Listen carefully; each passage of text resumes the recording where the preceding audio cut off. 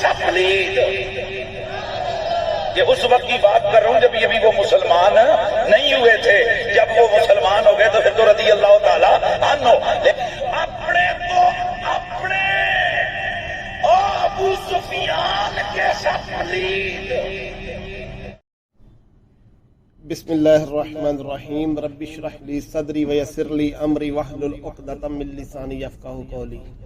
احباب ذبکار، سنا آپ نے یہ حنیف قریشی حضور صلی اللہ علیہ وسلم کے جلیل و قدر صحابی ان کے لیے کس طرح کے ناپاک اور ملعون الفاظ استعمال کر رہا ہے، ان کو پلید کہہ رہا ہے، اور بعد میں اپنی صفائی میں یہ کہتا ہے کہ میں تو اس وقت کی بات کر رہا ہوں کہ جب وہ مسلمان نہیں تھے. تو جب وہ مسلمان نہیں تھے میں تو حقائق کر رہا ہوں. اپنی صفائی میں یہ بیان کرنا چاہتا ہے، لیکن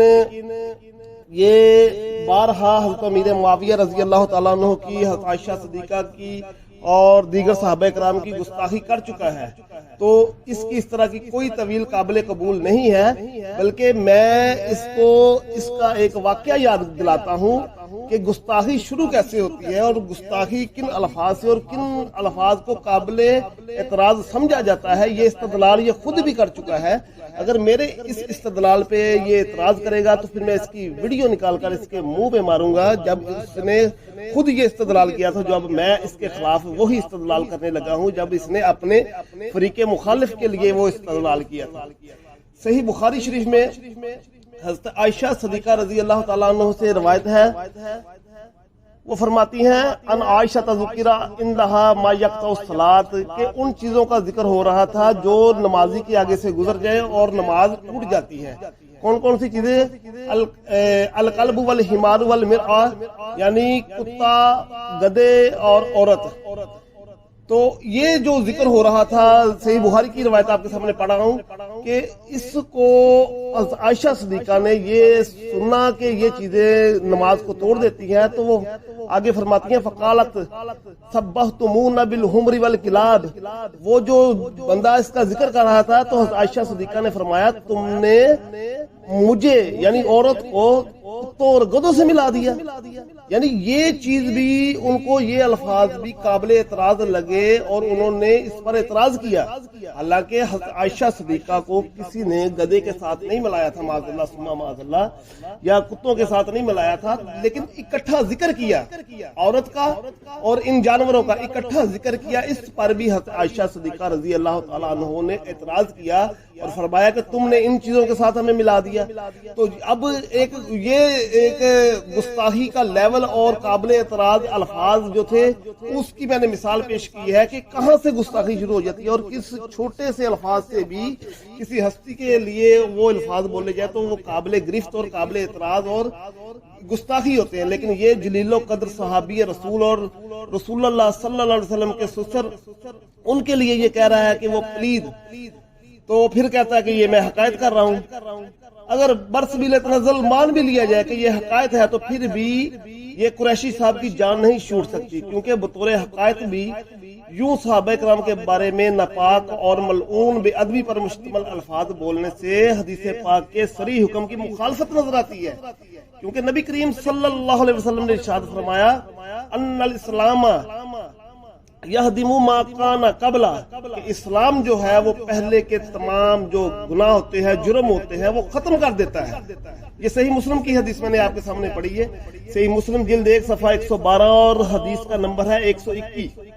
تو اس میں کریم آقا صلی اللہ علیہ وسلم نے ارشاد فرمایا کہ جو بندہ اسلام لاتا ہے تو اسلام اس کے پہلے کے تمام جرم مٹا دیتا ہے. تو جب اسلام لانے کے بعد حضرت ابو سفیان رضی اللہ تعالیٰ عنہ کے گزشتہ تمام معاملات اور خطاؤں کو اسلام نے مٹا دیا، ختم کر دیا، ان کو ملیا میٹ کر دیا، اور نبی کریم صلی اللہ علیہ وسلم نے ان کے اسلام کو قبول فرما لیا. نہ صرف قبول فرمایا بلکہ ان کی بیٹی کو اپنی زوجیت میں لے کے انہیں اپنا سسر بنا لیا اور ان کو عزت بخشی اور ان کو قابل احترام شخصیت بنا دیا اور اپنا رشتہ دار بنا لیا. تو پھر اس طرح کی بکواس کرنے کی، اس طرح کے ملعون الفاظ بولنے کی کیا ضرورت ہے؟ کیا یہ گستاخی بنتی ہے کہ نہیں بنتی؟ وہ کریم آقا کے سسرالی صحابی اور جلیل القدر صحابی جن کے بارے میں میرے کریم آقا کا ایک اور فرمان سنیے. المستدرک للحاکم میں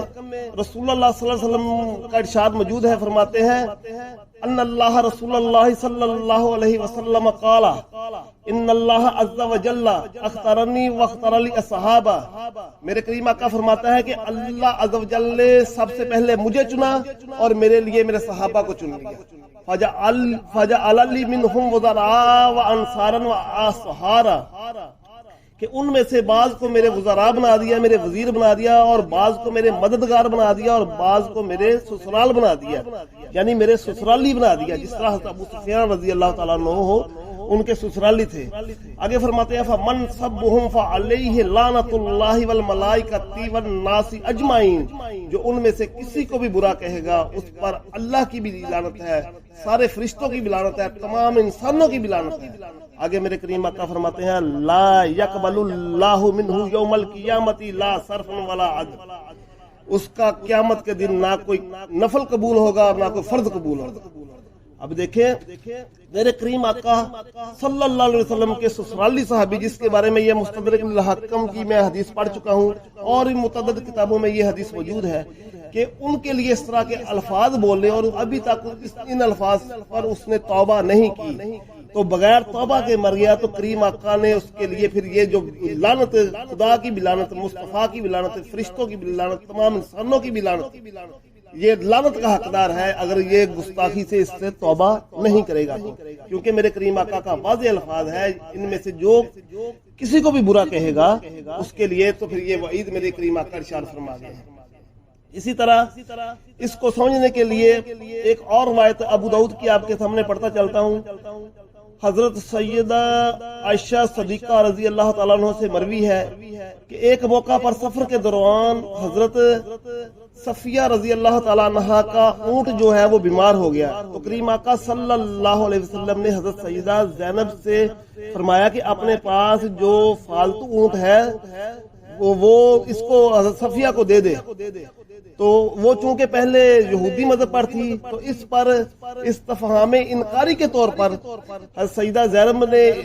کہا کہ انا اوتی تلک الیہودیہ فغضب رسول اللہ صلی اللہ علیہ وسلم، کہ میں اس یہودن کو اپنا اونٹ دوں، فغضب رسول اللہ، یعنی کہ پھر اس پر حضور صلی اللہ علیہ وسلم غضبناک ہوئے۔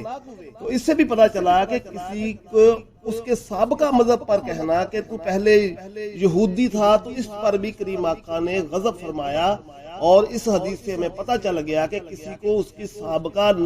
مذہب کی یاد دلا کر یا سابقہ خطاؤں اور گناہوں کی یاد دلا کر اس کو برا بلا کہنا، اور یہاں برا بلا بھی نہیں کہا، صرف اس کا سابقہ مذہب کا ذکر کیا کہ یہ پہلے یہودن تھی تو کیا میں اس کو اپنا اونٹ دے دوں، اس پر بھی میرے کریم آقا نے